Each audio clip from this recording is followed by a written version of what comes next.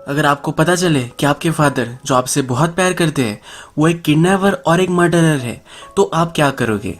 इसी इंटरेस्टिंग एक कंसेप्ट के साथ आज की मूवी आती है। आज की मूवी का नाम है ब्लड एंड टाइज। ये एक कोरियन मूवी है। एक रियल से इंसिडेंट को लेकर उसका एक फिक्शनल रूप इस मूवी में दिखाया गया है। तो चलिए इस मूवी को एक्सप्लेन करना स्टार्ट करते हैं।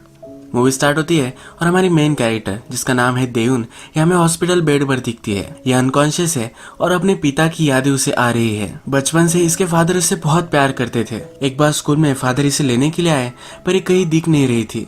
फादर बहुत ही चिंतित हो गए थे। जब देउन उन्हें दिखी तो इसे गले लगा लिया था। फादर ने कहा था कि कहीं भी मुझे छोड़कर मत जाना, मैं तुम्हारे बिना नहीं जी सकूंगा।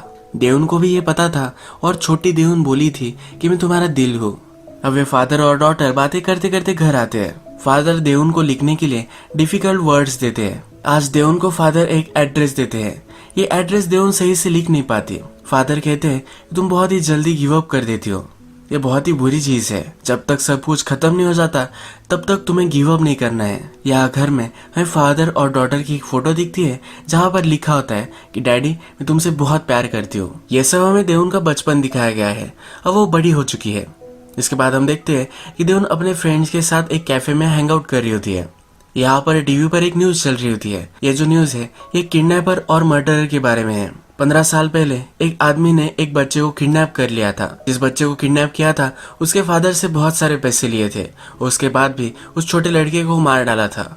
ये जो केस है इसका अब स्टैचू ऑफ लिमिटेशन आने वाला है। इसका मतलब है अब पुलिस ज्यादा इसमें इन्वेस्टिगेशन नहीं कर सकते क्योंकि इस केस को अब 15 साल हो चुके हैं। अब पुलिस को ये इन्वेस्टिगेशन ड्रॉप करनी पड़ेगी। देउन के फ्रेंड्स को ये सही नहीं लगता। ये जब देउन से पूछते हैं तो देउन भी कहती है इन जैसे लोगों को मार डालना चाहिए। कोरिया में किसी को भी फांसी नहीं हुई है तो इन्हें लगता है कि इन जैसे लोगों को फांसी होनी चाहिए। यहाँ पर देउन अपने फ्रेंड्स के साथ बातें कर रही होती है तभी देउन के फादर वहां जाते हैं। इनकी फाइनेंशियल सिचुएशन उतनी अच्छी नहीं है तो देउन के फादर जिनका नाम होता है सुनमन हमेशा काम करते रहते हैं। यहाँ भी इस रेस्टोरेंट में वो काम ही कर रहे होते हैं। देउन फिर अपने फ्रेंड्स को उनसे मिलाती है। देउन का बॉयफ्रेंड है जो पुलिस की एंट्रेंस एग्जाम देने वाला है। अपने फादर से वो उसे मिलाती है। देउन का बॉयफ्रेंड कहता है कि आप कोई भी वरी मत करना, मैं हमेशा देउन का ख्याल रखूंगा। फादर कहते हैं कि नहीं, मैं ही रखने वाला हूँ। ये इसे बहुत ही वियर्ड लगता है पर फादर फिर हंसने लग जाते हैं। वो कहते हैं कि मैं सिर्फ मजाक कर रहा था। देउन के फादर को बहुत काम करना पड़ता है, ये उसे बहुत ही बुरा लगता है। देउन का एजुकेशन खत्म हो चुका है और उसने एंट्रेंस एग्जाम दी है। उसे जर्नलिस्ट बनना है। उसका इंटरव्यू भी अच्छा गया था तो इसका आज रिजल्ट लगने वाला है। सुनमन और देउन दोनों गाड़ी में बैठते हैं और इस इंटरव्यू का रिजल्ट देखते हैं। यहाँ पर इंटरव्यू में देउन फिर से फेल हो जाती है। देउन फिर जिसने इंटरव्यू लिया था उनकी कंपनी को कॉल लगाती है। ये इंटरव्यू में क्यों फेल हुई इसका रीजन उसे नहीं मिलता। ये बहुत ही गुस्से में होती है। सुनमन को लगता है कि उनकी फाइनेंशियल सिचुएशन खराब है, इसी वजह से देउन को उसने लिया नहीं होगा। देउन थोड़ा सा नाराज होती है पर वो अभी और भी ज्यादा होपफुल होती है। वो कहती है कि मेरी और एक इंटरव्यू है, उसमें तो मैं सिलेक्ट हो ही जाऊंगी। ये दोनों अपसेट है तो देउन कहती है कि चलो हम एक चैलेंज करते हैं। घर पर एक वीक के लिए कौन बर्तन मांजेगा इसका इनका चैलेंज होता है। हमेशा इसमें देउन हार जाती है पर इस बार भी अपने फादर को चीयर अप करने के लिए वो रेस्टोरेंट में उन्हें लेकर आती है। इस बार भी फादर जीत जाते हैं। देउन अगर इंटरव्यू में पास हो जाती है तो उसके फादर रह नहीं पाते। देउन की उन्हें आदत हो चुकी है क्योंकि हमेशा से वो देउन का ख्याल ही रखते आए हैं। इसके बाद नेक्स्ट सीन में हम देखते हैं कि देउन अपने फ्रेंड्स के साथ मूवी देखने के लिए आती है। ये मूवी भी जो किडनैपिंग हुई थी 15 साल पहले इस पर ही बेस्ड होती है। इसी मूवी की वजह से फिर से न्यूज वगैरह चल रही होती है। इस मूवी की सैड एंडिंग देखकर देउन को बहुत ही बुरा लगता है पर इस मूवी के लास्ट में एक्चुअल किडनैपर का वॉइस होता है। इसमें बताया जाता है कि अगर आपको ये पता होगा कि ये वॉइस किसका है तो प्लीज आप पुलिस को कांटेक्ट कीजिएगा। अब यहाँ जो थिएटर में मूवी चल रही है इसका भी एक्सप्लेनेशन मेरे चैनल पर अवेलेबल है। इसकी लिंक मैं डिस्क्रिप्शन और आई बटन पर दे दूंगा, आप वो जाकर देख सकते हैं। ये एक्चुअल इवेंट हुआ था जिसमें एक किडनैपर ने बहुत सारे बच्चों को ऐसे ही मार डाला था। ये एक सच्ची कहानी थी और उस पर ये मूवी बेस्ड थी। आज की मूवी हम जो एक्सप्लेन कर रहे हैं उसके बाद क्या हुआ होगा इसका फिक्शनल रूप इन्होंने लिया है। फिर से हम एक्सप्लेनेशन की ओर बढ़ते हैं। अब देउन फिर से मर्डरर का वॉइस सुनती है। इस क्लिप में बोला गया होता है कि कभी गिव अप नहीं करना चाहिए। जब तक सब कुछ खत्म नहीं हो जाता तब तक कुछ भी खत्म नहीं है। देउन को अब रियलाइज होता है कि ये तो उसके फादर कहते थे। ये वॉइस उसके फादर से बहुत मैच करती है और ये कोड भी। ये समझ नहीं पाती ये हो क्या रहा है। ये बहुत ही बड़े शॉक में होती है। मूवी खत्म हो जाने के बाद इसके फ्रेंड्स डिस्कस करते हैं। इसके फ्रेंड्स को लगता है कि वॉइस उन्होंने सुनी है। देवन की फ्रेंड कहती है कि ये तो तुम्हारे फादर जैसी वॉइस थी। देवन उसे डांटती है और कहती है ये क्या कुछ भी बोल रही हो। इसकी फ्रेंड भी इससे अपोलोजाइज करती है और ये यहाँ से चले जाते हैं। रात में देवन इंटरनेट से फिर से रिकॉर्डिंग निकालती है और ये सुनती है। ये जब सोती है तो इसे सपना आता है। इसके फादर ही किडनैपर है तो उन्हें कन्फ्रंट करती है। इसके फादर भी मान जाते हैं। इस बुरे सपने से उठती है। जब सुबह होती है तो फादर ने बहुत सारा खाना इसके लिए बनाया होता है, पर आज इसका कुछ भी खाने का मूड नहीं होता। देवन की फ्रेंड ने जिसने कहा था कि उसके फादर की आवाज थी, उसके साथ वो रेस्टोरेंट में आती है। इसकी फ्रेंड कहती है कि बहुत ही सॉरी हो, मुझे ऐसा कुछ भी कहना नहीं चाहिए था। तुम्हारे फादर तुम्हारा बहुत ही केयर करते हैं, ये कभी भी वो कर नहीं पाएंगे। ये फ्रेंड कहती है कि जब मुझे पता चला था कि मेरे फादर का अफेयर है तभी भी मुझे बहुत ही बुरा लगा था। ये अजीब अजीब चीजें करने लग गई थी। देवन भी ये सब सुनने में इंटरेस्टेड हो जाती है। देवन पूछती है कि तब तुमने क्या किया था। उसकी फ्रेंड कहती है कि मैंने उनके मोबाइल्स, उनका लैपटॉप, ये सब चीजें चेक की थी। देवन को भी आइडिया अच्छा लगता है और अब फादर के लैपटॉप वगैरह वो चेक करने लग जाती है। यहाँ पीसी में फादर ने पॉर्न फिल्म डाउनलोड्स की होती है, ये उसे दिखती है। देवन को ये फिल्म मिल चुकी है, ये फादर देख लेते हैं। फादर मना कर देते हैं कि मेरी थी ही नहीं, जब हमने बाय किया होगा तब ये आ चुकी होंगी। देवन जब अपने फ्रेंड को ये कहती है तो ये दोनों बहुत हंसती है। देवन की फ्रेंड कहती है तुम्हारे फादर भी एक मेल है, उनकी भी फिजिकल नीड्स होंगी, और ये दोनों और भी हंसती है। देवन को अब कंफर्म करना ही है कि उसके फादर मर्डरर नहीं है। उसके फादर हमेशा वीकेंड्स पर फिशिंग के लिए जाते हैं, पर कभी भी कोई भी फिश नहीं लाते। ये उसे बहुत ही सस्पिशियस लगता है और अब फादर का पीछा वो करने लग जाती है। ये फादर के पीछे जाती है तब उसे पता चलता है कि एक अमीर घर पर उसके फादर काम करते हैं। ये वीकेंड्स पर जाकर सब साफ सफाई कर आते हैं। रात में देवन देखती है कि उसके फादर क्लब के बाहर काम कर रहे हैं। एक अमीर लड़की वहां आती है जो ड्राइव करना चाहती है, पर यह बहुत ही ड्रंक है, तो फादर इसे मना करते हैं कि तुम्हें ड्राइव नहीं करनी चाहिए। ये लड़की मानती नहीं। इन दोनों में झगड़ा हो जाता है और लड़की फादर को मारने वाली होती है, तभी देवन वहां पहुंच जाती है। देवन इसे रोक लेती है और देवन और इस लड़की का अब बहुत ही झगड़ा हो जाता है। डायरेक्टली यह सब हमें पुलिस स्टेशन में दिखाए जाते हैं। फादर पुलिस को कह रहे होते हैं कि ये सब गलती मेरी है, मेरी बेटी को छोड़ दो। जो अमीर लड़की थी ये कह रही होती है कि इन्हें जेल में डाल दो, पर उसे भी वो घर भेज देते हैं। देवन को अपने फादर के लिए बहुत ही बुरा लगता है और ये दोनों अब घर आ जाते हैं। नेक्स्ट सुबह हम देखते हैं कि देवन अपने फादर की मॉलिश कर रही होती है। ये कहती है कि आपके बाल सफेद हो चुके हैं। फादर कहते हैं कि इस सफेद बालों का क्या, अभी तो वो जवान है, अभी तो बहुत सारी चीजें कर सकते हैं। देवन अब सीरियस हो जाती है और पूछती है कि आपने कभी कुछ शादी क्यों नहीं की। फादर कहते हैं कि मैं अभी भी शादी कर सकता हूँ, पर मेरा सारा टाइम तुम ही खा जाती हो। एक्चुअल में सही भी होता है। देवन से फादर बहुत प्यार करते हैं और उसे ही पूरी अटेंशन मिलनी चाहिए, इसलिए कभी भी उन्होंने शादी नहीं की होती। अब मूवी में और एक कैरेक्टर इंट्रोड्यूस होता है, इसका नाम है शिन। शिन इन पर नजर रख रहा होता है। जब देवन घर से बाहर लाइब्रेरी में जाती है तब वहाँ शिन आ जाता है। शिन देवन से बातें करने लग जाता है और कहता है तुम्हारे फादर के बारे में, तुम्हारे बारे में मुझे सब कुछ पता है। ये फिर एक लेटर देवन को देता है। यह लेटर देवन के फादर के लिए है। यह फादर को इस लेटर में ब्लैकमेल कर रहा होता है। इसके बाद वो फादर को भी कॉल लगाता है। ये फादर को कहता है कि अब मैं कोरिया आ चुका हूँ, मैं हमेशा अब यही रहने वाला हूँ। ये पैसों की डिमांड करता है। कहता है कि मेरी सिस्टर अब बीमार है, उसे कैंसर है, इसी वजह से उसे पैसे चाहिए। फादर कहते हैं कि मैंने बहुत सारे तुम्हें पैसे दे दिए हैं, अब फादर उसे पैसे नहीं दे सकते, लेकिन अगर तुमने मुझे पैसे नहीं दिए तो मैं देवन को सब कुछ सच सच बता दूंगा। फादर ने देवन को कहा होता है कि उसकी मदर मर चुकी है, पर एक्चुअल में ऐसा नहीं है। देवन की मदर जिंदा है और शिन की सिस्टर ही उसकी मदर है। रात में फिर से देवन को शिन का कॉल आता है। फादर अब उसे कहते हैं कि जरा वेट करो, तुम्हें सब पैसे मैं दे दूंगा। अब थोड़े दिन हो जाते हैं पर फिर भी वो उसे इग्नोर ही कर रहे हैं। देवन को ये लेटर सस्पिशियस लगता है, पर वो अपने फादर को अब कन्फर्ट नहीं करती। बाद में शिन इनके घर पर आ जाता है। इसी दिन देवन की मदर मरी थी, ये उसके फादर ने उसे कहा था, इसलिए वो डिनर वगैरह कर रहे होते हैं। मदर की फोटो वहां लगाई होती है। शिन जब ये सब देखता है, सब खाना वगैरह वो गिरा देता है। वो कहता है ये क्या चल रहा है। शिन कहता है तुम्हारे फादर को गिल्टी महसूस हो रहा है, इसीलिए ये सब वो कर रहे हैं। फादर शिन को कहते हैं कि बाहर जाकर हम बात करते हैं, पर ये मान नहीं रहा होता। फादर जोर से इसे एक झापट लगाते हैं। उसे कहते हैं कि तुम ये सब करने के लिए मर सकते हो। शिन बोलता है कि तुम कहते हो कि जब तक सब कुछ खत्म नहीं हो जाता तब तक कुछ भी खत्म नहीं हुआ है, कभी भी गिव अप नहीं करना चाहिए। यह कहकर वहां से चला जाता है। रात में देवन सो नहीं पाती। फादर के सब ड्रॉर्स वगैरह चेक करने लग जाती है। इसी ड्रॉर्स में उसे एक रिसिप्ट मिलती है। ये एक हॉस्पिटल की रिसिप्ट है और यहाँ हस्बैंड और वाइफ का नाम लिखा गया है। ये नाम वो पहचान नहीं पाती। इसके बाद हम देखते हैं कि फादर फिर से शिन को मिलने के लिए आए हैं। शिन को कह रहे होते हैं कि सब कुछ पैसे में तुम्हें दे दूंगा। थोड़े से पैसे वो शिन को दे देते हैं। इसके बाद हम देखते हैं कि देवुन को वो नाम तो मिले हैं, पर उन नाम का करना क्या है ये उसे मालूम नहीं होता। उसके फ्रेंड का कोई फ्रेंड होगा जो पुलिस की एंट्रेंस में पास हो गया होगा, तो उससे ये इन्फॉर्मेशन निकाल सकता है कि 2 नाम किसके हैं। तो अपने बॉयफ्रेंड से अब वो हेल्प लेती है। उसका बॉयफ्रेंड भी ये करने के लिए मान जाता है और अपने फ्रेंड से हेल्प लेता है ये सब इन्फॉर्मेशन निकलवाने के लिए। रात में देवुन के बॉयफ्रेंड को इन्फॉर्मेशन मिल जाती है कि वो आदमी और वो औरत कौन था। बॉयफ्रेंड का फ्रेंड बहुत ही परेशान है। मूवी के आ जाने के बाद मीडिया से बहुत ही प्रेशर बढ़ चुका है। इस केस को पुलिस को जल्दी से सॉल्व करना है, पर ये कर नहीं पा रहे। इसके बाद हम देखते हैं कि बॉयफ्रेंड देवुन के पास आ जाता है। देवुन को कहता है कि जिस आदमी का तुमने मुझे नाम दिया था वो 1995 से एक्टिव नहीं है।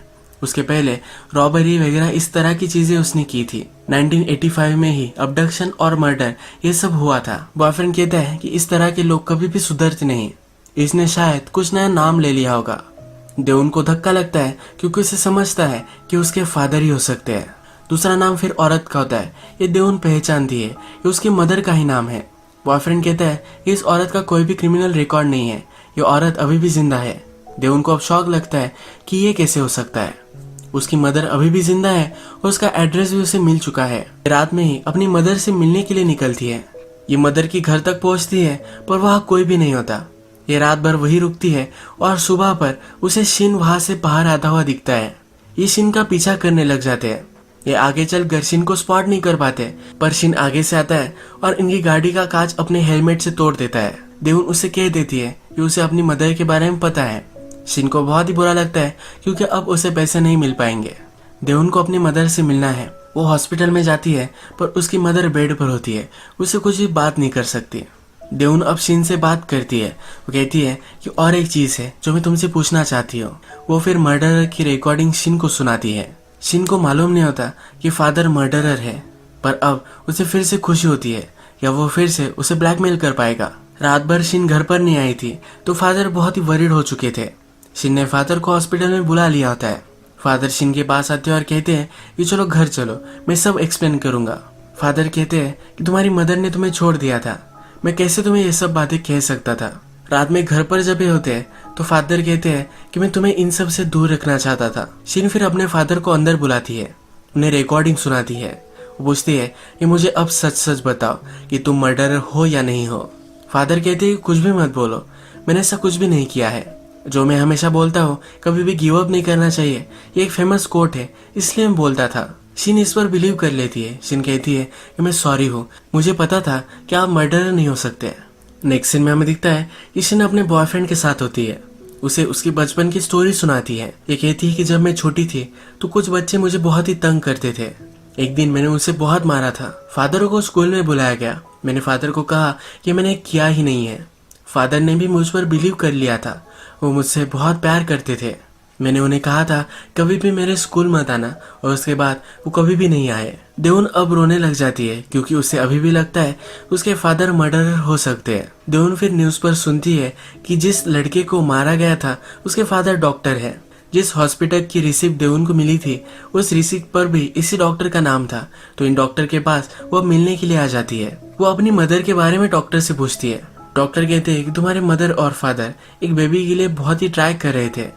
डॉक्टर देवुन को देखकर अब खुश है। अब डॉक्टर के बेटे के इंसिडेंट के बारे में देवुन बात करने लग जाती है।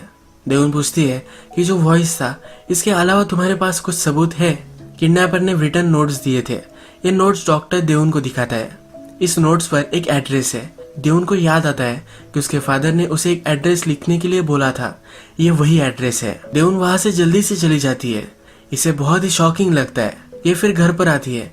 जो एड्रेस, जो हैंडराइटिंग उसके पास है, वो अपने बचपन की हैंडराइटिंग से मैच करती है और ये पूरी तरीके से मैच कर रही है। अब अपने फादर को कन्फ्रंट करती है। उसके फादर इन सब को मना कर देते हैं। कहते हैं कि किसी की भी हैंडराइटिंग हो सकती है, देवुन को सिर्फ सच जानना है, और उसके फादर अभी भी मना ही कर रहे हैं। अब इसके बाद हमें पुलिस की इन्वेस्टिगेशन दिखती है। देवन ने अपने फ्रेंड को 2 नामों का पता निकालने के लिए कहा था। जब बॉयफ्रेंड ने ये पता निकाला तो पुलिस स्टेशन में उनके सिस्टम में यह फ्लैग हो चुका था। पुलिस के बॉस को जब ये पता चला तब और भी इन्वेस्टिगेशन हुई। पुलिस को भी पता है कि फादर और डॉक्टर इन दोनों में कनेक्शन है, तो अब फादर एक प्राइम सस्पेक्ट बन जाते हैं। पुलिस रात में घर आती है और दरवाजा खटखटाती है। देवन अपने फादर को कन्फ्रंट कर ही रही थी पर वो अब छुप जाती है। पुलिस का पीछा करते करते डॉक्टर भी वहां पहुंच जाते हैं जिनका बेटा किडनैप हुआ था। ये सिर्फ देवन के फादर की आवाज सुनना चाहते हैं। देवन के फादर जब बोलने लग जाते हैं तब इस डॉक्टर को 100% कन्फर्म हो जाता है कि यही मर्डरर है। ये उस पर झपक पड़ते हैं और बहुत मारने लग जाते हैं। पुलिस फिर इन्हें रोकते हैं। मारते मारते फादर बेहोश हो चुके थे। इन्हें हॉस्पिटल में ले जाया जाता है। हॉस्पिटल में फादर अनकॉन्शियस है और इन्हें फिर से कॉन्शियस में आने के लिए 2-3 दिन लग सकते हैं। डॉक्टर डिटेक्टिव से पूछते हैं कि क्या अब ये केस खत्म हो जाएगा। डिटेक्टिव कहते हैं कि कॉन्शियस में आने के बाद हम देवन के फादर को वॉइस सैंपल निकालने के लिए बोलेंगे। अब 15 साल हो चुके हैं तो ये सैंपल मैच करना बहुत ही डिफिकल्ट हो सकता है। डॉक्टर को बहुत ही बुरा लगता है। पुलिस अब देवन के घर की सब छानबीन करने लग जाते हैं। देवन के पास सबूत है, उसकी हैंडराइटिंग वो पुलिस से छुपा कर रखती है। पुलिस को घर में कुछ भी नहीं मिलता। देवन जब अपने फ्रेंड से मिलती है तो उसकी फ्रेंड उसे कहती है कि अब मैं थोड़े दिनों के लिए तुमसे मिल नहीं सकती। वो अब डर रही है कि पुलिस उसे भी क्वेश्चन कर सकते हैं। देवन को उसके प्रोफेसर ने बुलाया होता है। जिस प्रोफेसर ने उसे लेटर ऑफ रिकमेंडेशन दिया है वो अब उसे बोल रहे हैं कि मेरी अब इज्जत दांव पर है। ये प्रोफेसर भी बहुत डरे हुए हैं। देवन के फादर ने प्रोफेसर को एक गिफ्ट दिया था, वो गिफ्ट भी प्रोफेसर अब उसे वापस कर देते हैं। प्रोफेसर देवन को बहुत ही हेल्प करते थे तो फादर ने एक लेटर लिखा था जिसमें वो बहुत ही थैंकफुल थे और एक गिफ्ट भी प्रोफेसर को दिया था। देवन रात में हॉस्पिटल में आती है। उसके फादर अभी भी कोमा में ही है। देवन फिर रोने लग जाती है। वो कहती है कि आप कभी भी मत उठना, यही सही होगा। उसे पता नहीं कि अब वो क्या करेगी, पर वो नहीं चाहती कि उसके फादर कभी भी कॉन्शियस में आए। इसके बाद हम देखते हैं डिटेक्टिव देवन से सब कुछ पूछताछ कर रहे हैं। देवन को पता था कि उसके फादर मर्डरर है पर वो पुलिस से छुपा रहे थे। इस डिटेक्टिव को ये बात पता है। देवन से सब कुछ सवाल पूछते हैं पर देवन सब चीज को मना कर देती है। वो कहती है कि मेरे फादर मर्डरर नहीं है। डिटेक्टिव उसे एक स्पॉट दिखाते हैं जहाँ पर छोटे बच्चे को मार दिया गया था। देवन को बुरा लगता है पर अभी भी वो कुछ भी नहीं बोलती। जब डॉक्टर को ये बात पता चलती है कि देवन कुछ भी सच सच बोल नहीं रही तो डॉक्टर बहुत ही डिस्टर्ब हो जाते हैं। देवन के पास जाकर वो कहते हैं कि अगर मेरा बेटा जिंदा होता तो तुम्हारी ही एज का होता। इसके बाद देवन के फादर फिर से कॉन्शियस में आ जाते हैं। उनका वॉइस सैंपल लिया जाता है। हॉस्पिटल के बाहर सब मीडिया वगैरह होती है। जल्दी से इस वॉइस को टेस्टिंग के लिए भेजा जाता है। जब इसे एनालाइज वो करते हैं, ये आवाज 15 साल पहले की थी, इसी वजह से मैच नहीं हो पाती। अब देवन के फादर को वो अरेस्ट नहीं कर सकते। ये सब देखकर डॉक्टर को बहुत ही सदमा लगता है। यहीं पर वो बैठ जाते हैं और रोने लग जाते हैं। इसके बाद देवन और उसके फादर गाड़ी में बैठकर घर आने के लिए निकलते हैं। यहाँ पर देवन ड्राइव कर रही होती है। आज की रात लास्ट रात है। इसके बाद इस केस की कुछ भी इन्वेस्टिगेशन नहीं होगी क्योंकि ये केस आज रात के बाद एक्सपायर होने वाली है। देवन फिर अपने फादर को जिस स्पॉट पर छोटे बच्चे की लाश मिली थी वहां लेकर आती है। देवन कहती है कि मुझे पता है कि आप ही मर्डरर हो क्योंकि मुझे साफ साफ याद है कि आपने मुझे वो एड्रेस लिखने के लिए बोला था। उस स्पॉट पर आकर वो कहती है तुम ये सब कैसे कर सकते हो। देवन कहती है कि मैं आपको पुलिस में नहीं देने वाली, सिर्फ मुझे जानना है कि आपने सचमुच में किया है या नहीं। वो सिर्फ सच जानना चाहती है। देवन के फादर 12 बजने का वेट करते हैं, यानी ऑफिशियली ये केस अब एक्सपायर हो जाती है। इसके बाद ये हंसने लग जाते हैं। ये कहते हैं कि जब तक सब कुछ खत्म नहीं हो जाता तब तक कुछ भी खत्म नहीं होता। कभी भी गिव अप नहीं करना चाहिए। यानी कि यही मर्डरर है पर केस एक्सपायर होने से पहले कोई भी एडमिट नहीं करना चाहते थे। फादर कहते हैं कि अब सब कुछ ठीक हो जाएगा। देवन कहती है कि अगर सचमुच में तुम इंसान हो तो प्लीज माफी मांगो, भगवान से माफी मांगो। फादर कहते हैं मैंने सब कुछ तुम्हारे लिए ही किया है। देवन बहुत ही डिस्टर्ब हो जाती है। वो कहती है हमें हमारे पापों का प्रायश्चित करना ही पड़ेगा। अपने फादर का हाथ पकड़ती है।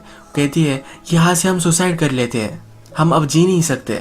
फादर मानते नहीं और उसे गाड़ी में बिठाकर घर लेकर जाना चाहते हैं। ये सब जब चल रहा है तो इसी स्पॉट पे हमें दिखता है कि डॉक्टर इन दोनों पर नजर रख रहे हैं। डॉक्टर को अब अपने सन का बदला लेना है।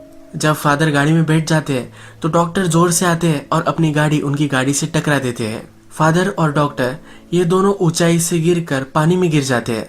देवन भी इसमें जरा इंजोर हो जाती है।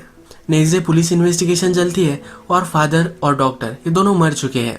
पुलिस से जब क्वेश्चन पूछा जाता है तो पुलिस कहते हैं अब ये केस खत्म हो चुकी है, इस पर कोई भी इंक्वायरी वो करने नहीं वाले। देउन हॉस्पिटल में है और वो शायद कभी भी चल नहीं पाएगी। पुलिस जब देउन को देखने के लिए आते हैं तो कहते हैं कि अब अपने फादर का प्रायश्चित ये बेटी करेगी। इसके बाद नेक्स्ट सीन में हमें शिन दिखता है, अपनी सिस्टर से वो बात कर रहा है। उसकी सिस्टर उसे सब कुछ सच्चाई बता देती है। शिन के मदर और फादर इन्हें कभी भी बच्चा नहीं हो रहा था। फादर बहुत ही डिस्टर्ब हो गए और एक दिन उन्होंने हॉस्पिटल से बच्चा चुरा लिया। यही बच्चा देयुन थी। मदर ये एक्सेप्ट नहीं कर पाई। उसने फादर को समझाने की कोशिश की पर ये समझे नहीं। ये फादर के साथ रह नहीं सकती थी, इसी वजह से फादर को छोड़कर ये चली गई। देउन की एक्चुअल मदर का नाम इसे पता है। ये सब वो शिन को बता देती है। शिन भी देउन की एक्चुअल मदर को कॉल लगाता है और देउन कहाँ है ये बता देता है। इसके बाद देउन के हॉस्पिटल का नाम बदल जाता है, ये हमें दिखता है, यानी कि उसकी मदर ने उसे ढूंढ लिया है। फ्लैशबैक में हमें दिखता है कि शिन को पता था कि देउन के फादर ने देउन को किडनैप किया था, पर देउन के मदर फादर कौन थे ये उसे मालूम नहीं था। अब मर्डरर यानी कि देउन के फादर को भी ब्लैकमेल करने लग गया। देउन के फादर ने किडनैपिंग से जो भी सब पैसे कमाए थे ये सब उन्होंने शिन को दे दिए। देउन के फादर फिर साइकोपैथ की तरह देउन से प्यार करने लग गए। अब इस मूवी में जब देउन को सब कुछ पता चला तो हमेशा से कन्फ्लिक्ट में थी, क्योंकि उसके फादर एक अलग ही कैरेक्टर थे। हमेशा से उसका केयर करते थे। उसे कुछ समझ में नहीं आ रहा था कि उसके फादर भी ये सब कर सकते हैं। जब उसे पता भी चल गया था तब भी अपने फादर को ही प्रोटेक्ट कर रही थी। उसके मन में अभी भी उसे लग रहा था कि उसके फादर ये नहीं कर सकते। अपने फादर का जब उसे असली रूप पता चला तब उसे पता था कि वो जी नहीं पाएगी। उसका एक्सीडेंट हुआ और वो अनकॉन्शियस है, पर लास्ट में हमें दिखता है कि उसकी आंखें खुल जाती है। सब कुछ बुरा ही हुआ है पर जीने की थोड़ी सी उम्मीद उसे आ जाती है। यही आज की वीडियो हम खत्म करते हैं। अगर आपको ये वीडियो अच्छा लगा तो प्लीज़ इस वीडियो को लाइक कर दीजिएगा। मैं बहुत सारी इस तरह की मूवीज लेकर आता रहता हूँ, तो प्लीज़ चैनल को सब्सक्राइब कर दीजिए और बेल नोटिफिकेशन आइकन दबाना भी मत भूलिए। हम फिर से मिलेंगे और एक नई मूवी के साथ। तब तक के लिए थैंक यू और आप अपने आप का ख्याल रखिए।